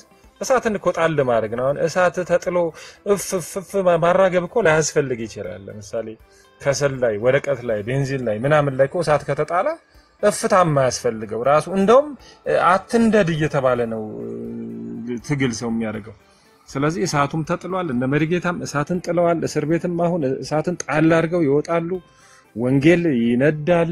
ወንጌል ተቀጣጥሏልም ደግሞ እንጂ። ስለዚህ መሰደብ፣ መታሰር፣ መገረፍም ሊሆን ይችላል። እንግዲህ ሁሉን ነገር ስለቀመሱት በነገራችን ላይ የፈርዖንን ጮማ እኮ እምቢ ያለ ሰው ነው መሪጌታ ጽጌ። እምቢ እንዴ ጮማ እኮ እንትን ቢል ምን ይሄው አሉ አይደል እንዴ ቁጭ ብለው የፈርዖንን ጮማ። በነገራችን ደሞዝ ብቻ አይደለም እኮ ጥቅማ ጥቅም ሁሉ አለው እኮ በእነሱ አገልግሎት በጣም ብዙ ጥቅማ ጥቅም። መምህርዬ መሪጌታ የችን እስቲ ለእንትን ያዟት እየተባለ ብዙ ነገር ይገኝ ነበር። የፈርዖንን ጮማ እምቢ ብሎ በችግር በስቃይ መኖር ስለ ወንጌል ከክርስቶስ ጋር ልኖር ይሻለኛል ያለ ሰው ነው። እና አሁንም እኔ እንደው ሲወጣ እንሰማዋለን። መቼስ ኤርሚ ጋር መቅረቡ አይቀርም፣ ወይ አንድ ቦታ ይቀርባል፣ ወይ ትዜጋ ይቀርባል፣ እንሰማዋለን። መሪጌታ ጽጌ ደግሞ ሴንስ ኦፍ ሂውመር ያለው ሰው፣ ደስ የሚል በተቸገረ በተጨነቀው ነገር ላይ ሁሉ የሚስቅ የሚዝናና ሰው ነውና እኔ በጣም የሚናፍቀኝ ነገር እሱ ነው። በቃ ወጥቶ የሚለውን ነገር መስማትና እግዚአብሔር የተመሰገነ ልባችን ሊወድቅም ልናዝንም የተገባ አይደለም። ጌታ መልካም ነው። ጠላቶቻችን ሰነፍ እንደሆኑ ፋውል ፕሌይ መጫወት እንደጀመሩ እያየን ነው። መክሰስ ያ ደግሞ በቃ መልቲፕላይ ነው የሚያደርገን። እኔ እኮ አንዳንድ ነገር ሲነካኩት የሚብስ ነገር አለ በባህሪው ወንጌል የሚባለው ነገር ጭራሽ ነው የሚብሰው ሲነኩት። አንዳንድ ሲነኩት የሚጠፋ ነገር ሊኖር ይችላል፣ ሴኩላር ነገር ምድራዊ ነገር ሲያስደነግጡ። ይሄኛው ባህሪው ሌላ ነው። እኔ ለምን እንደሆነ አላውቅም። ከክርስቶስ ጋር እሱ እንነጋገራለን። ግን የሚበረታው ሰው የሚጠነክረው ሲነካኩት ነው።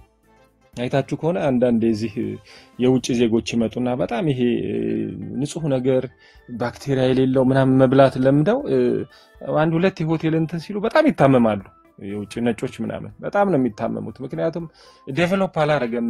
ባክቴሪያን የሚቋቋም አንጀት፣ ጨጓራ ሲስተም ምናምን የላቸውምና እንዲህ ነው። እኛ እንትን ለምደናል፣ ሬዚስታንስ አለንና ሃርድሺፕን ተቋቁመን የበለጠ ጠንክረን የምንወጣነን በፍጥረታችን። መንፈስ ቅዱስ ደግሞ ሰውን እንደዚህ ነው የሚያደርገው።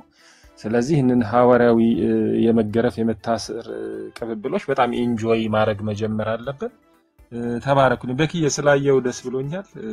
ጉድ ቱ ሲ ዩ ታንክ ዩ።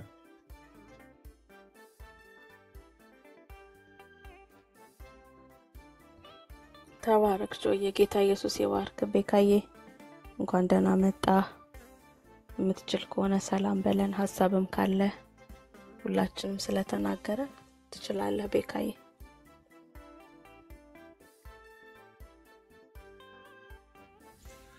እሺ ሁላችንም ሰላም ብያለሁ። የሪሚነት ወንድምነት መርሲ ሚና ዳጊ ወግዬ ጆዬ ዶክተር ላይ መምህር ሁላችሁንም ሰላም ብያችኋለሁ። ከስር ያላችሁ ወንድሞቼ ከእግዚአብሔር ከአባታችን ከጌታም ከኢየሱስ ክርስቶስ ጸጋና ሰላም እናንተ ይሁን። ያይ እኔ አባቶች ወንድሞቼ ከተናገሩ ምን ላለው ብለሽ ነው ግን በቃ የወንጌል ባህሪው ነው መታሰር መገደል በቃ እንደዚህ አይነት የመሳሰሉ መከራዎችን ልንቀበል ዘንድ የግድ ነው። because አንዱ የወንጌል ባህሪው ስለሆነና ይሄ ወጋችን ነው። ደስ ነው የሚለው እንደዚህ በቃ ስለ ወንጌል ታሰረ እንጂ ሲሰርቅ ተይዞ ታሰረ አይደለም። ሲያመነዝር ተይዞ ታሰረ አይደለም። የሆነ ነገር ሲያረት ተይዞ ታሰረ አይደለም። ስለ ወንጌል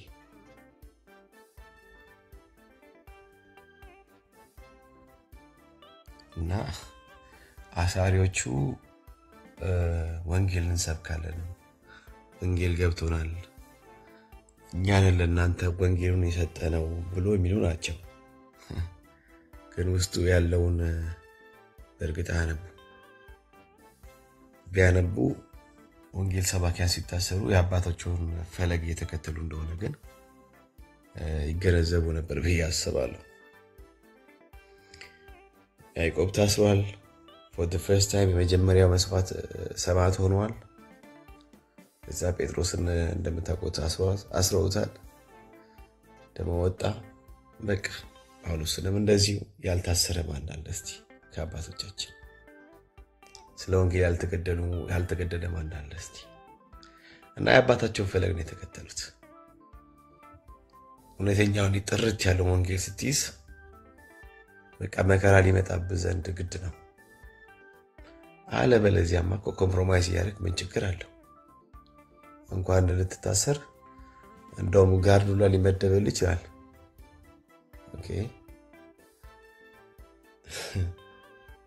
ግን በቃ ምንም ኮምፕሮማይዝ አላደርግም ብለህ በድፍረትና በስጣ ወንጌሉን ለፍጥረት ለማድረስ